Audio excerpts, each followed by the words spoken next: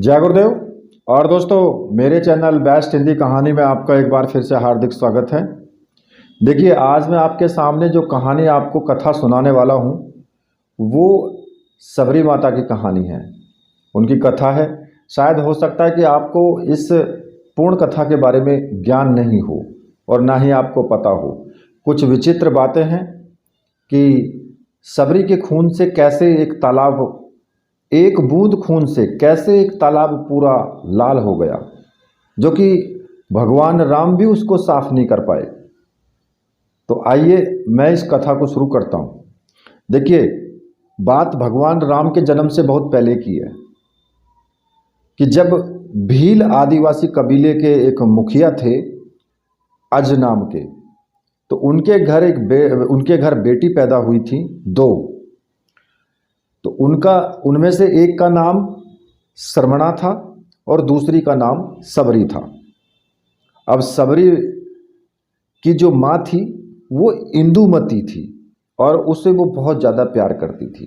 देखिए, इन सब बातों के बारे में आपको ज्ञान नहीं होगा कि सबरी की कोई बहन थी या उनके पिता का नाम अज था या उनकी माता का नाम इंदुमती था। अब बचपन से ही सबरी जो थी वो पशु पक्षियों की भाषा समझ करके उनसे बात किया करती थी और सबरी की माँ उसे देखती रहती थी, ठीक है, लेकिन वो कुछ समझ नहीं पाती थी। अब कुछ समय के बाद क्या होता है कि एक पंडित ने सबरी के परिवार वालों को बताया कि भाई वो आगे चल करके सन्यासिनी बन सकती है। इस बात का पता चलते ही भाई सबरी के पिता को दुख हुआ। अब जब दुख हुआ तो सबरी के पिता ने उसका रिश्ता तय कर दिया कि जैसे ही शादी का दिन नज़दीक आया, सबरी के घर वालों ने खूब सारी बकरियां और जो जानवर थे उसके घर के आसपास बांध दिए, क्योंकि उसके पिता ने समझा कि भाई मैं इसकी शादी कर दूंगा, शादी हो जाएगी तो सन्यासिनी कैसे बनेगी फिर। अब जब इतने सारे पशु वहाँ पर लाकर बांध दिए तो एक दिन सबरी की जो माँ थी, जब उसके बाल बना रही थी एक दिन सबरी, तो उसने माँ से अपनी से पूछा कि इतने सारे जानवर हमारे घर क्यों लाए गए हैं। माँ ने जवाब दे दिया कि बेटी, तुम्हारा विवाह तय होने वाला है, इसलिए हम लोगों ने इसका इंतजाम बलि के लिए किया है। तुम्हारे शादी के दिन ही बलि प्रथा होगी और फिर इससे स्वादिष्ट भोजन बना करके सबको परोसा जाएगा। अब ये सुन करके सबरी को बहुत दुख हुआ। काफ़ी देर तक सबरी ने उन जानवरों को आज़ाद करने के बारे में सोचा कि भाई मैं इनको आज़ाद कर दूं। सोचते सोचते सबरी के मन में हुआ कि अगर ये जानवर यहाँ नहीं रहेंगे तो इनकी बलि रुक सकती है, लेकिन ऐसा नहीं हुआ। तो मेरे घर से कहीं चले जाने पर ये बलि रुक जाएगी, क्योंकि जब मैं ही नहीं रहूँगी न मेरा विवाह होगा और न ही ये बलि प्रथा होगी। इससे ये मासूम जानवर जो हैं वो बच जाएंगे।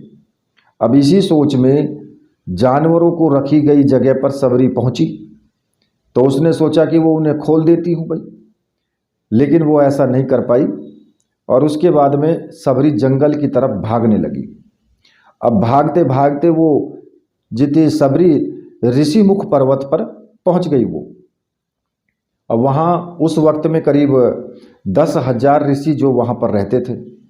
सबरी को लगा कि भाई वो इसी जंगल में किसी तरह ऋषि मुनियों की सेवा करके अपना जीवन बिता लेगी, लेकिन वो चुपचाप उसी जंगल के एक हिस्से में किसी तरह वो रहने लगी। और सबरी रोजाना जो है ऋषि मुनियों की झोंपड़ी के आगे झाड़ू लगाती और हवन के लिए लकड़ियाँ भी ला करके रख देती, लेकिन ये काम वो चुपचाप करती, किसी को पता नहीं था। अब ऋषि मुनियों को समझ में नहीं आ रहा था कि भाई वो जंगल में उनके काम अपने आप कैसे हो रहे हैं, कौन इन कामों को कर रहा है। एक दिन क्या होता है कि एक दिन सबरी को किसी ऋषि ने देख लिया। उसे देखते ही उसका परिचय पूछा गया कि भाई तुम कौन हो। तो जैसे ही सबरी ने बताया कि वो भील आदिवासी परिवार से संबंध रखती है, तो उसे ऋषियों ने खूब डांटा फटकारा, खूब डांट लगाई। अब सबरी को इस बात का बिल्कुल भी पता नहीं था कि भाई उसकी जात छोटी है और उसे ऋषियों द्वारा जाति की वजह से अपमान सहना पड़ेगा। इतना सब होने के बाद भी सबरी हर ऋषि मुनि के दरवाजे पर जाती और उसके आंगन में झाड़ू लगा करके उनसे गुरु दीक्षा के लिए वो कहती। हर कोई सबरी को उसकी जाति की वजह से उसे आश्रम से भगा देता। ऐसा होते होते काफ़ी समय बीत गया। उसके बाद सबरी मतंग ऋषि की कुटिया में पहुंची। वहां पहुंच करके मतंग ऋषि को सबरी ने बताया कि वो उनसे जो है गुरु दीक्षा लेना चाहती है। तो उन्होंने खुशी खुशी उसे अपने गुरुकुल में रहने दिया और भगवान से जुड़ा ज्ञान उसको देते रहे। सबरी ने भी अपने गुरु मतंग ऋषि की सेवा करने में कोई कसर नहीं छोड़ी। वो गुरुकुल के सारे काम काज करती और सबरी से खुश होकर के मतंग ऋषि ने उसे अपनी बेटी मान लिया था।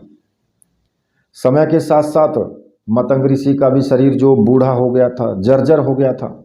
उन्होंने एक दिन सबरी को अपने पास बुला करके कहा कि बेटी, मैं अपना देह त्यागना चाह रहा हूँ, बहुत साल हो गए इस शरीर में रहते रहते। सबरी ने दुखी मन से कहा कि आपके सहारे ही तो मैं इस जंगल में रह पाई हूँ, आप चले जाएंगे तो मैं जी करके क्या करूँगी। आप अपने संग मुझे भी ले चलिए, मैं भी अपनी ये देह त्याग दूंगी। मतंग ऋषि ने जवाब दिया कि बेटी, तुम्हें चिंता करने की जरूरत नहीं है, राम तुम्हारी चिंता करेंगे और ध्यान भी रखेंगे वो तुम्हारा। सबरी ने जब भगवान श्री राम का नाम सुनने के बाद पूछा कि वो कौन है और मैं उन्हें किस तरीके से ढूंढूंगी, तो मतंग ऋषि ने कहा कि राम कोई और नहीं है, वो भगवान है। वो तुम्हारे सारे अच्छे कर्मों का फल देंगे, तुम्हें उन्हें ढूंढने की जरूरत नहीं है। एक दिन वो खुद ही तुम्हें खोजते हुए इस कुटिया में आएंगे और तुम्हें ही उनके हाथों से मोक्ष प्राप्त होगा। तब तक तुम इसी आश्रम में रहो। इतना कहते ही मतंग ऋषि ने अपना शरीर त्याग दिया। सबरी के मन में मतंग ऋषि के जाने के बाद एक ही बात थी कि भगवान श्री राम स्वयं उससे मिलने आएंगे। वो रोज भगवान राम के से मिलने के लिए बाग से अच्छे अच्छे फूल लेकर के आश्रम को सजाती, भगवान के लिए बेर तोड़ करके लाती। भगवान के लिए बेर तोड़ते समय या चुनते समय सबरी उन्हें चख करके देखती कि वो मीठे हैं कि नहीं हैं, ताकि भगवान को सिर्फ मीठे ही बेर दे वो। अब रोजाना सबरी इसी तरीके से भगवान के दर्शन की आस में फूल लाती, बेर इकट्ठा करती रहती थी। इसी तरह से इंतजार करते करते कई सालों बीत गए। शरीर का जो सबरी का शरीर था वो एकदम वृद्ध हो गया, वो बेचारी बूढ़ी हो गई।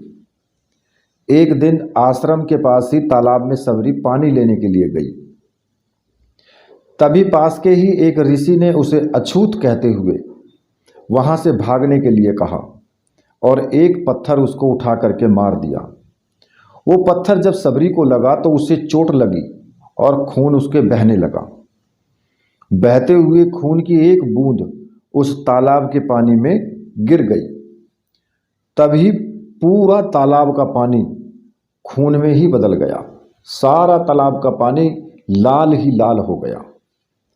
अब ये सब होता देख करके ऋषि ने सबरी को ही डांटा और कहा कि पापिन, तुम्हारी वजह से पूरा पानी खराब हो गया। रोज ऋषि उस पानी को साफ करने के लिए अपनी कई तरह की विद्याओं का प्रयोग करते वो, लेकिन उनके सारे जतन करने के बाद भी कुछ भी नहीं हुआ। फिर भी उन्होंने क्या किया कि गंगा जैसी पवित्र नदियों का जल भी उस तालाब में ला करके डाला, फिर भी तालाब का पानी साफ नहीं हुआ और वो खून की जैसा ही रहा। कई सालों तक तालाब के पानी को साफ करने की कोशिश के बाद भी वो कुछ नहीं कर पाए। तो ऋषि ने थक करके सब कुछ छोड़ दिया कि भाई जैसा है वैसा ही रहने दो। इस घटना के कई सालों के बाद भगवान राम अपनी पत्नी सीता के हरण के बाद उन्हें ढूंढते हुए उसी तालाब के पास वो पहुंचे। ऋषि मुनियों ने उन्हें पहचान लिया।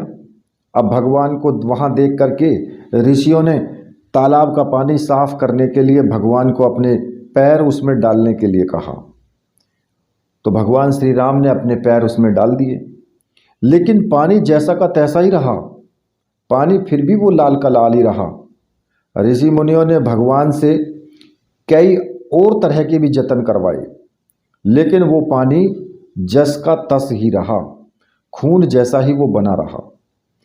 तब भगवान ने ऋषियों से पानी के रक्त में बदलने की कहानी पूछी। तब ऋषि ने बताया कि सबरी को पत्थर मारने वाली वो सारी बात उसको बता दी भगवान श्री राम को। उसके बाद कहा कि वो महिला ही अपवित्र है, छोटी जात की है, इसलिए ये सब हुआ। तो उसी वक्त भगवान राम ने कहा कि ये सब आप लोगों के खराब वचनों से हुआ है। सबरी को इस तरह के शब्द बोलकर आप लोगों ने उसे नहीं बल्कि मेरे दिल को घायल किया है। इसी घायल दिल का जो रक्त का प्रतीक ये तालाब का पानी लाल है। आगे भगवान राम बोले कि कहाँ है वो माई, मैं उससे मिलना चाहता हूँ।